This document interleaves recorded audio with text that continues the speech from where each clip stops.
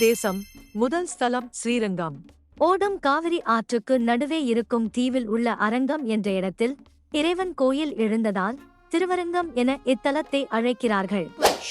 புராண கதைப்படி ராவணனை வீழ்த்திய பிறகு ஸ்ரீராமர் விபீஷணனுக்கு ஸ்ரீ நாராயணனின் சிறிய சிலையை பரிசளித்தார். அந்த சிலையை கீழே வைக்கும் இடத்தில் கோவில் எழுந்துவிடும் என ராமர் கூறினார். விபீஷணன் குளிக்க சென்றபோது விநாயகர் அந்த சிலையை தரையில் வைத்து விட்டார். விபீஷணன் திரும்பி வந்தபோது சிலையை அகற்ற முயன்றார். ஆனால் நாராயணன் அசரீரியாக, நான் இங்கேயே இருப்பேன், ஆனாலும் இலங்கையை நோக்கியிருக்கிறேன் என கூறினார். அப்போது தர்மவர்ம சோழன் ரங்கத்தாருக்கு ஆலயம் கட்டினார். ஆனால் சில காலத்தில் அது காவிரியில் ஏற்பட்ட வெள்ளத்தால் புதைந்து போனது. பின்னர் ஒரு சோழ மன்னன் நாராயணரின் கோவிலை தேடிக் கொண்டு வந்தார். ஒரு கிளி மந்திரங்களை உச்சரிக்கையில் மன்னன் அந்த இடத்தில் புதைந்த கோவிலை கண்டுபிடித்து அதை மீண்டும் கட்டினார்.